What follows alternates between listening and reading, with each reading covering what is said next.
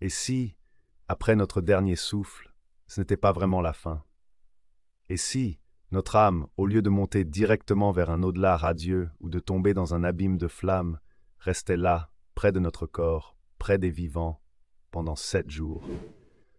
Dans presque toutes les traditions du monde, des anciens Égyptiens aux mystiques juifs, des chamans mongols aux moines tibétains, on parle d'un temps d'errance, d'un passage mystérieux entre la vie et la mort.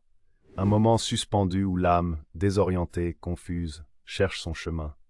Mais que fait-elle durant ces 7 jours? Où va-t-elle? Qui voit-elle? Qui l'attend? Est-elle libre ou piégée? Est-ce qu'elle nous observe? Peut-elle intervenir? Peut-elle se venger?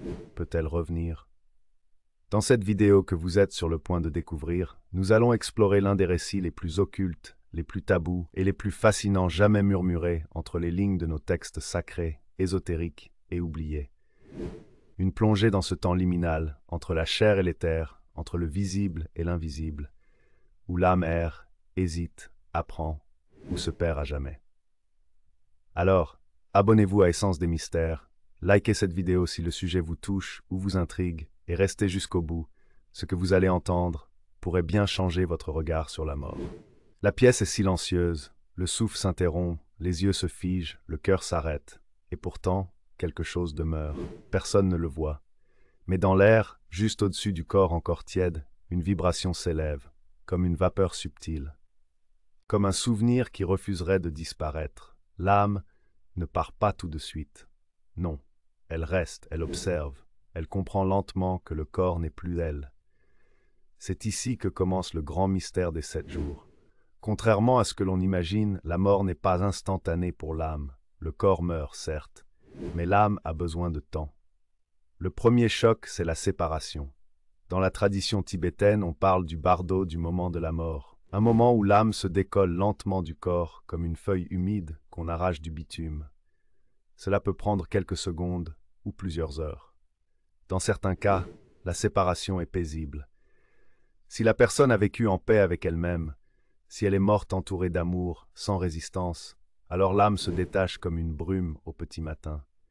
Mais si la mort a été violente, brutale, soudaine, ou si le défunt était profondément attaché à la vie, alors l'âme résiste. Elle s'agrippe, elle pleure, elle hurle parfois.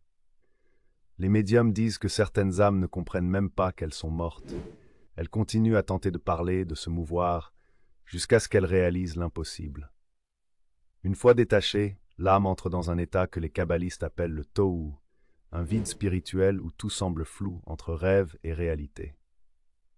Durant les premières heures, et particulièrement durant la première nuit, l'âme reste proche de son corps. Elle est attirée comme un aimant par sa propre dépouille. Dans certaines traditions juives, on dit que pendant 3 jours, l'âme plane autour du corps, espérant le réintégrer. Elle voit les proches qui pleurent, elle voit les mains qui ferment ses yeux, elle entend les prières, les cris, les silences, mais ne peut plus interagir. Imaginez ce moment, vous êtes là, invisible, et vous voyez tout, mais vous ne pouvez plus rien faire. Vous voulez rassurer, vous voulez parler, mais votre voix n'est plus qu'un souffle sur la vitre du monde. Selon plusieurs traditions, dès la première nuit, l'âme n'est pas seule. Des entités apparaissent. Certains récits parlent de guides lumineux, des proches décédés, des anges ou des maîtres spirituels, venus escorter l'âme vers l'au-delà. On les voit souvent apparaître au pied du lit ou en retrait, dans un coin sombre de la pièce, attendant que l'âme soit prête. Mais d'autres témoignages plus sombres évoquent des ombres, des présences lourdes, des silhouettes aux contours flous qui n'attendent pas, mais guettent. Ces entités sont mentionnées dans le livre des morts égyptiens comme des dévoreurs d'âmes, dans le Zohar comme des Qliphoth, et dans les récits vaudous comme des loups de l'entre-deux. Elles cherchent les âmes faibles, confuses, désespérées. Leur but, les retenir, les détourner, les piéger dans l'espace terrestre, les condamner à errer sans fin.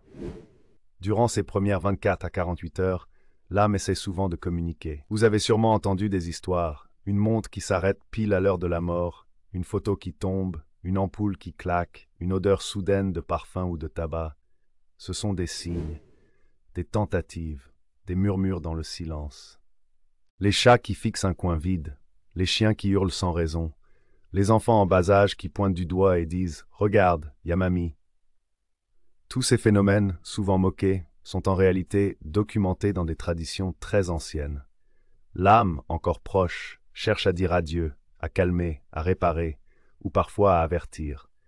Mais voilà, l'âme n'est pas seulement spectatrice, elle est aussi mise à l'épreuve. Durant ces premiers jours, elle ressent tout ce qu'elle a laissé, sa maison, ses enfants, ses dettes, ses fautes, ses joies, ses rancunes. Chaque émotion devient un fil invisible, et plus elle est attachée à la matière, plus il lui est difficile de monter.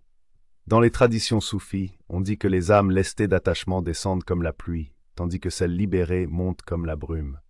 Le premier test de l'âme, c'est donc « Es-tu prête à lâcher ce monde ?»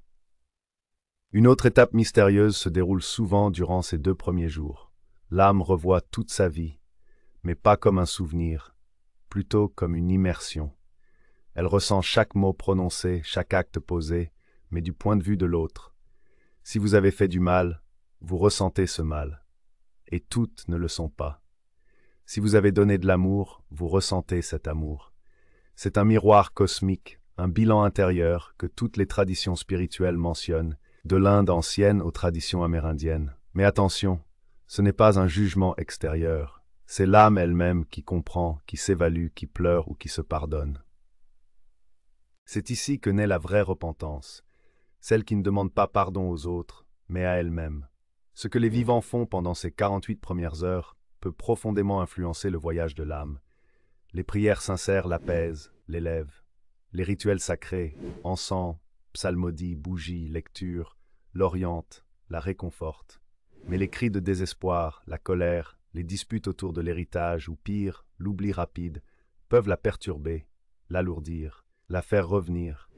C'est pourquoi dans certaines cultures, on veille le mort pendant plusieurs nuits, pour accompagner l'âme, pour lui tenir compagnie, pour lui ouvrir le chemin. Et puis il y a celles qui ne s'en vont pas. Elles refusent de partir. Elles s'attachent, elles s'enchaînent. Certains deviennent des âmes errantes, d'autres des revenants, d'autres encore des entités qui se nourrissent des émotions humaines, coincées entre 2 mondes.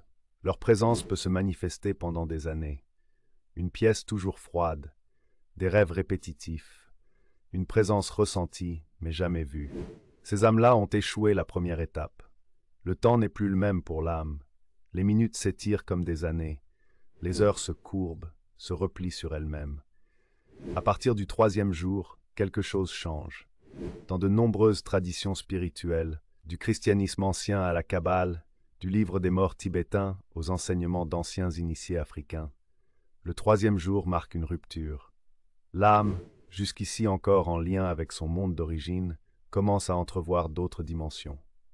Elle ne fait plus que rôder autour des vivants, elle entre maintenant dans l'entre-deux, cet espace sacré, immense, insondable, que peu décrivent sans frissonner.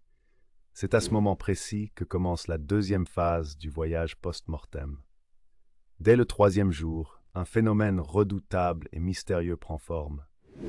L'âme entre dans ce que certaines traditions appellent le miroir de vérité. Mais ce miroir ne reflète pas l'apparence, il projette tout ce que l'âme a été, pas ce qu'elle croit être, pas ce qu'elle voulait paraître, mais ce qu'elle a réellement porté, pensé, voulu, nié. Les anciens Égyptiens parlaient du jugement d'Osiris, où le cœur est pesé face à la plume de Maat. Chez les soufis, c'est le moment où l'âme traverse le pont de Sirat, une lame plus fine qu'un cheveu, qui fléchit selon la droiture de l'être. Mais attention, il n'y a aucun Dieu extérieur qui juge. Le vrai tribunal, c'est l'âme elle-même, et ce qu'elle voit peut la transformer à jamais. Durant cette phase, des entités apparaissent, des présences anciennes, souvent décrites comme lumineuses, paisibles, mais profondément troublantes. Elles ne parlent pas avec des mots. Elles transmettent des vérités par résonance intérieure. Certains y voient des guides spirituels, d'autres des extensions de la conscience cosmique. Mais ce qui est fascinant, c'est ceci. Chacune de ces présences incarne une facette de l'âme du défunt. Elles apparaissent parfois sous la forme d'un vieil ami, d'un enfant oublié, d'un professeur marquant, d'un être aimé ou même d'un ennemi. Car à ce stade, l'âme commence à intégrer ce qu'elle n'a jamais voulu regarder en elle-même. Entre le 4e et le 5e jour, une phase bien plus rude débute. l'épreuve de l'ombre. C'est le moment où l'âme descend dans ses profondeurs inexplorées. Elle revit ses peurs les plus enfouies, ses colères refoulées, ses hontes secrètes, ses rancunes tues. Certains appellent cet espace le désert de l'âme. Il n'y a plus de vision, plus de guide, plus de lumière. Seulement le vide, le silence, et une sensation terrible d'abandon. Mais ce n'est pas une punition, c'est une purification. Anecdote étrange, mais réelle. Dans les récits de Near Death Experience, NDE, plusieurs personnes ayant frôlé la mort parlent de ce moment comme d'un voyage solitaire dans un tunnel sans fin, non pas noir, mais gris, peuplé d'échos de leurs propres pensées. Ils disent qu'ils se sentaient nus devant eux-mêmes. Ils entendaient leurs propres mensonges résonner dans le vide, et que ce n'est qu'en acceptant tout ce qu'ils étaient, sans fuir, qu'un passage s'ouvrait. Ce passage, c'est l'acceptation radicale de soi. L'un des phénomènes les plus énigmatiques de cette période, ce sont les apparitions spontanées de personnes du passé. Des visages oubliés, des amours abandonnés, des ennemis jamais affrontés, mais ils ne sont pas toujours réels. Parfois, ces figures sont des projections de la mémoire de l'âme, comme si son inconscient devenait une réalité vivante. Ces apparitions servent de test. L'âme doit choisir pardonner ou haïr encore, lâcher prise ou se raccrocher, comprendre ou blâmer. Chaque décision crée une vibration qui l'élèvera ou la ralentira. Vers le 5e jour, l'âme approche d'un lieu mystérieux, souvent symbolisé dans les visions par un pont suspendu au-dessus d'un abîme, une porte scellée par des symboles lumineux, un fleuve profond qu'il faut traverser. Ce lieu, c'est le seuil. Là, l'âme rencontre ce que les traditions appellent les gardiens du passage. Ce ne sont ni des anges ni des démons, ce sont des entités neutres, parfois terrifiantes, parfois silencieuses, mais toujours justes. Elle pose une seule question, mais elle est immense. Es-tu prête à continuer sans peur? Et si l'âme ne l'est pas, elle est reconduite, pas dans le corps, mais dans l'errance. Ce que peu de traditions osent dire, c'est que l'âme a le choix. Elle peut monter si elle a traversé ses ombres et accepté sa lumière. Elle peut revenir dans de rares cas lorsqu'un destin terrestre est incomplet. Ce sont les cas de NDE ou les retours après arrêt cardiaque. Elle peut aussi refuser par peur, attachement ou vengeance. Et dans ce cas, elle se perd. Elle devient l'une de ces âmes errantes, coincées entre les dimensions, qui hantent les lieux, les lignées, les souvenirs. Durant cette phase, les rituels des vivants sont cruciaux. Les prières sincères guident l'âme, créant un chemin énergétique. Les rituels funéraires anciens, chants, encens, lavements, chants vibratoires, aident l'âme à se recentrer. Mais les rituels mal dirigés, comme les prières intéressées, les invocations imprudentes ou les appels obsessionnels, peuvent retenir l'âme, la détourner ou l'illusionner. Dans certaines traditions africaines, on interdit de pleurer à voix haute au pied du mort pour ne pas attirer son âme vers la douleur. Dans le soufisme, les maîtres disent « Ne crie pas après ton mort, prie pour qu'il n'ait pas peur du silence. » Enfin, à partir du 5e jour, l'âme commence à fusionner doucement avec une dimension qu'on appelle dans certaines traditions la mémoire universelle, ou akasha, ou encore le tissu des âmes. Elle perçoit les liens invisibles entre elle et des âmes inconnues. Elle voit qu'elle n'était pas seule, qu'elle a influencé et été influencée par des êtres qu'elle n'a jamais rencontrés consciemment. C'est là qu'elle commence à comprendre sa place dans un tout, à ressentir l'interconnexion de toutes choses. Et c'est ce sentiment d'unité qui l'ouvre à la lumière du 6e jour. Dans presque toutes les traditions ésotériques, le 6e jour marque l'instant où la porte se manifeste. Une ouverture, un seuil, un vortex, un pont. Chacun la voit selon sa culture, son imaginaire, son âme. Certains y voient une grande lumière, d'autres une faille dans le ciel, une mer de feu, une échelle ou une route d'étoiles. Mais toujours, elle est accompagnée d'un ressenti profond. Tu peux entrer ou reculer. Ce n'est pas une obligation, c'est une invitation cosmique. Mais pour y entrer, il faut être prêt. Avant de franchir la porte, l'âme doit faire face à un dernier moment de silence absolu. Il ne s'agit plus de souvenirs, ni d'ombre, ni de douleur, mais de ce qu'elle est devenue après ces 6 jours de purification. Ce moment est décrit par les mystiques soufis comme le saut dans le non-soi, abandonner toute image, toute histoire, toute identité pour devenir pure essence. Dans certaines traditions chamaniques, c'est le moment où l'âme doit prononcer son nom véritable, celui que seule elle connaît. Ce nom n'est pas un mot, c'est une vibration, une signature énergétique. Si elle se souvient de ce qu'elle est vraiment, alors la porte s'ouvre. C'est ici que se joue le destin final. L'âme a trois options, trois directions que l'univers lui propose, sans jugement, sans menace, mais avec une justesse absolue. C'est le chemin des âmes libérées, conscientes, apaisées. Elles entrent dans ce que beaucoup appellent le paradis, le royaume de l'un, le champ akashique supérieur, le nirvana. Mais attention, ce n'est pas un lieu au sens terrestre, c'est un état d'être, une fusion avec le tout, une paix sans début ni fin. Certains y perçoivent encore une forme d'individualité. D'autres disent s'y être dissous dans l'amour pur, devenant une note dans la symphonie cosmique. Si l'âme ressent qu'elle n'a pas terminé son œuvre, qu'une mission reste en suspens, ou qu'elle veut progresser encore dans la matière, alors elle peut choisir de revenir. Mais ce retour n'est pas toujours immédiat. Parfois l'âme attend dans une sorte de lieu d'entre-deux, une dimension où elle planifie, elle comprend, elle choisit son prochain contexte de vie. Ce sont ces âmes qui, après leur naissance, portent en elles une étrange sagesse, un regard vieux dans un corps jeune, les vieilles âmes, comme on les appelle parfois. Et puis vient le 7e jour, celui dont peu parlent, car ce jour n'appartient plus au temps humain. L'âme arrive devant le dernier voile, un rideau vibrant, souvent décrit comme une lumière mouvante ou une brume d'or et de bleu, selon les témoignages de visionnaires mystiques. C'est là que se déroule le dernier regard, un regard en arrière, vers les visages aimés, vers les erreurs, les regrets, les bonheurs, les silences, vers le monde terrestre qui s'éloigne comme une île au loin. Et puis, un souffle intérieur pousse l'âme en avant. Rituels anciens du 7e jour. Dans de nombreuses traditions, le 7e jour est sacré. En Afrique centrale, on enterre ou honore définitivement l'âme ce jour-là. Dans la tradition hébraïque, la Shiva, période de deuil, se termine après 7 jours, comme pour marquer le passage de l'âme vers son monde propre. Chez les anciens bouddhistes, c'est le jour d'un grand mantra qui libère définitivement l'âme. Il est dit que prier pour un mort le 7e jour, avec une bougie, une image et une parole sincère, peut l'aider à franchir ce seuil sans peur. Selon les traditions, les destinations post-voile varient. Certaines âmes accèdent à des sphères vibratoires élevées, souvent décrites comme des champs de fleurs sans fin, des cités de lumière, des temples d'enseignement, ou encore des plans éthériques de pure harmonie. Les âmes y évoluent, y enseignent ou s'y préparent pour d'autres missions.